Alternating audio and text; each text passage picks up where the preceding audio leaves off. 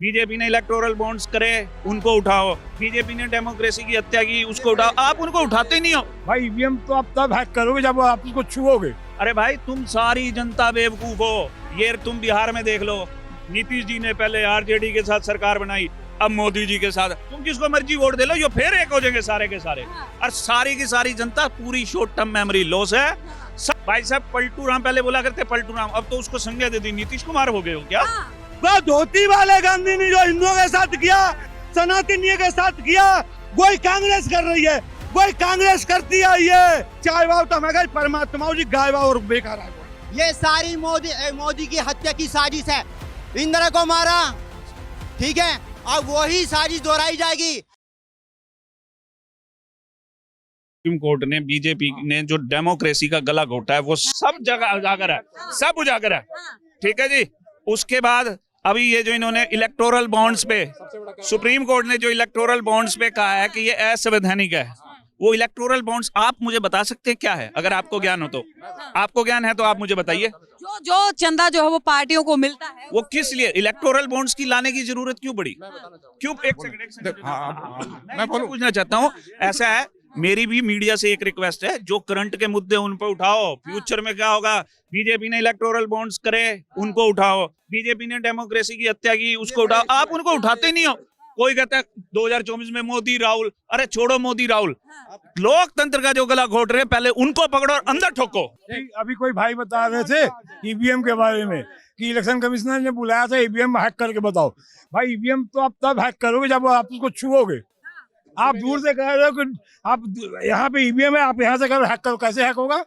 कैसे होगा? जब तक आप उसको ईवीएम को छूने नहीं देंगे तब तक हैक कैसे होगा? मेरा मोबाइल है, मेरा मोबाइल है, जब तक आपके हाथ में नहीं देंगे आप इसे छेड़छाड़ कैसे करेंगे? दूर से तो नहीं कर सकते। तो ईवीएम के भी हैक करने के लिए आप उनको देते, एक्सेस देते कि आप ईवीएम को ऑपरेट करके बताइए। 150 मशीन और सबसे बड़ी बात है कि अगर ईवीएम में खामियां नहीं होती, आज भी उत्तराखंड के विधानसभा चुनाव के नतीजों के बाद अभी भी बहुत से, मैं नंबर सही नहीं बता पाऊंगा, लेकिन बहुत से ईवीएम अभी भी उत्तराखंड हाईकोर्ट के जुडिक्शन में जब रखा गया है।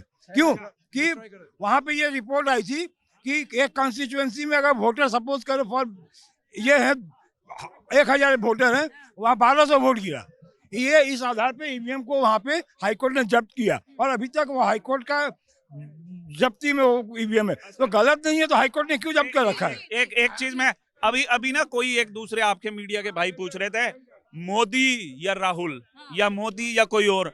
अरे भाई, तुम सारी जनता बेवकूफ हो। ये तुम बिहार में देख लो, नीतीश जी ने पहले आरजेडी के साथ सरकार बनाई, अब मोदी जी के साथ। तुम किसको मर्जी वोट दे लो, ये फिर एक हो जाएंगे सारे के सारे। और सारी की सारी जनता पूरी शॉर्ट टर्म मेमोरी लॉस है।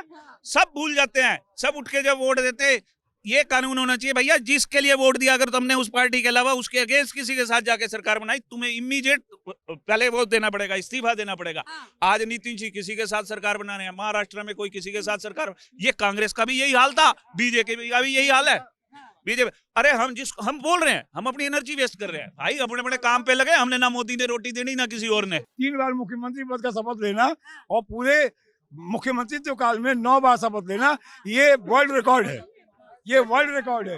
नीतीश 17 साल के अंदर नीतीश कुमार ने 9 बार पलटी मारा है उन्होंने। कोई ठीक नहीं है कि इलेक्शन आते आते मोदी जी का भी साथ छोड़ दे और फिर पलटी मार करके वो आरजेडी के साथ हो जाए। इनकी भी मोदी जी गारंटी नहीं दे सकते कि नीतीश जी कब पलटी मारेंगे। वो मोदी तेजस्वी यादव ने सवाल किया। जी आजकल लोग क्या बोलते हैं, भाई साहब पलटू राम पहले बोला करते पलटू राम, अब तो उसको संज्ञा दे दी, नीतीश कुमार हो गए हो क्या? नीतीश कुमार तो क्या कहेंगे? ईवीएम पे लगातार चर्चा हो रही है। बहुत बढ़िया, पेपर में तो 3 जून लेंगे जबरदस्ती। अरे भाई, ईवीएम बहुत बढ़िया। पाकिस्तान में चुनाव हुए देखे, अपने लोग बिठा दिए। इमरान वहां का हीरो था, उसे 100 सीटें मिली जबकि पूरी सीटें मिलनी चाहिए। भाई, कागज होता है क्या? कान पे थप्पड़ मारा, भगा दिया, दूसरे को बिठा दिया। चंडीगढ़ में क्या हुआ? 3 जून 2017 को 3 जून 2017 को चुनाव आयोग ने सारी पार्टी को न्योता दिया था, जैसे कि अभी भाई साहब ने बताया था, अंकल जी ने बताया था, और बुलाया था और ईवीएम रख दी थी कि आओ इसे हैक। का ये कहना है कि हाथ लगाने नहीं दिया। मेरी बात पूरी होने दो। चुनाव आयोग ने 3 जून 2017 को सारी पार्टी को न्योता दिया और ईवीएम रख के बोला कि आओ इसे हैक करके दिखाओ। और 4 घंटे का समय दिया था सारी पार्टी को, 4 घंटे का समय, ठीक है। तथ्यों को तोड़ मरोड़ के पेश करो। ईवीएम ना छू के हैक करने की बात कही गई थी। और रही बात भाई साहब ने ईवीएम की बात बताई। अभी चंडीगढ़ में क्या हुआ था, बैलेट पेपर से चुनाव हुए ना, चंडीगढ़ में बैलेट पेपर से चुनाव हुए और सुप्रीम कोर्ट ने जम के फटकार लगाई। एक बात पे तो आ जाओ, पहले चंडीगढ़ कहाँ पहुंच गए? नहीं, मैं आपने अभी ईवीएम की बात की, अब चंडीगढ़ क्यों पहुंच गए? पहले ईवीएम की तो बात मसला हल कर लो। यो तो अभी आपने कहा था कि समय नहीं दिया, मैं ये कह रहा हूँ कि 4 घंटे का समय दिया था, 4 घंटे का, कोई नहीं पहुंचा था। सुनिए, कोई नहीं पहुंचा था। सुनिए भाई साहब जी, मान्यो का लोकतंत्र जिंदो है, लोकतंत्र जिंदो जी, मान लियो जब काम कर रहे हैं जी, मान्यो क्या है? जब तुमने वही कही है कि माँ ऑर्डर करो है कल वो सही ऑर्डर हुए तो लोकतंत्र जिंदो है कि नहीं? राहुल गांधी पप्पू ऐसे विदेश में जाके चुके तो लोकतंत्र नहीं भारत में, वह समझो लोकतंत्र जिंदो है। ये तो मोदी की हत्या कर रहा है बीजेपी ने कहा था। बीजेपी लोकतंत्र की हत्या कर रही है। कि 2014 के पहले भारत में पैदा होना शर्मसार था। सुनिए, अब जी कहा था जी कहते हैं एक लंग तो कहते हैं कि सुप्रीम कोर्ट और यहाँ की केंद्र एजेंसी है, कुछ दबाव में काम कर रही है सरकार के, ये आरोप लगा बताएं। विदेश में जाके पप्पू है राहुल गांधी गुंजू कहते हैं मैं लोकतंत्र खत्म है भारत में, और न्याय की कोर्ट सदस्यता बहाल कर दे तो सत्य में जैसे में कहते हैं जी कानने में राजनीति गए। यहाँ लोकतंत्र था, अगर लोकतंत्र बंदी बनो है तो 75 में बनो है, जाके बाद लोकतंत्र है भारत में। देखो सुनो पैदा होना शर्मिंदगी की बात कही थी। मोदी जी ने विदेश की धरती में कहा था 2014 से पहले भारत में पैदा होना देखो एकदम कहा, देखो नहीं कहा। देखो मोदी जी अभी गए थे अमेरिका जब बाइडेन के वहां पे, तो वहां पे उन्होंने बोला कि आजकल देश में हर साल IIT IIM बन रहे हैं, और उस दिन पार्लियामेंट में क्वेश्चन पूछा गया तो कह रहे 5 साल से बनाई नहीं। यार कितना झूठ बोलोगे विदेश में जाके? तो राहुल गांधी तो कुछ बोलेगा ना वहां पे कि झूठ बोल रहे हैं विदेश में झूठ बोल रहे हैं। अब कितने IIT IIM बने हैं आज बता दो, कोई कितने बने हैं? वो झूठ उस टाइम बोला था जब अमेरिका गए थे। सुनिए, अभी इन्होंने कहा कि मोदी ने ये कहा कि भारत में रहना गुट था कि जो असम्मान होता था परेशान होते थे जी कांग्रेस वाले। यहाँ जो गांधी ने, सुनिए, वो धोती वाले गांधी ने जो हिंदुओं के साथ किया, सनातनियों के साथ किया, वही कांग्रेस कर रही है, वही कांग्रेस करती आई है। लोकतंत्र, इंदिरा गांधी ने हत्या करी लोकतंत्र की, या राहुल गांधी ने कैबिनेट का बिल फाड़ के लोकतंत्र की हत्या करी, प्रधानमंत्री का गाल पे मारो। लोकतंत्र सही है आज और लोकतंत्र जीवित है, इन्हें क्या गाल पे तमाचा कल को ऑर्डर कि लोकतंत्र काम कर। मोदी जी का भाषण कि 2014 से पहले भारत में पैदा लेना शर्मिंदा की बात है, शर्म की बात है। ये सोशल मीडिया में वीडियो वायरल है, आप देख सकते हैं जाकर के। साहबानो केस आया, राजीव गांधी के हाथ पैर फूल गए, क्या करूं मैं?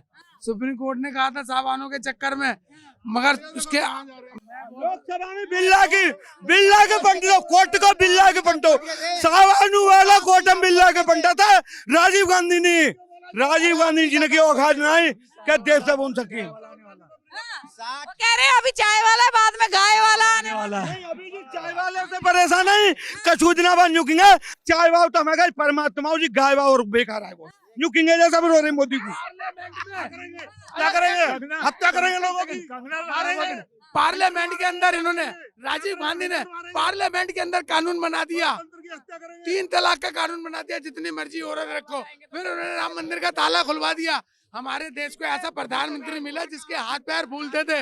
12 करोड़ मुसलमान थे, आज एक भी नहीं रख पा रहे, जो एक भी नहीं रख पा रहे उनके लिए कानून कब आएगा?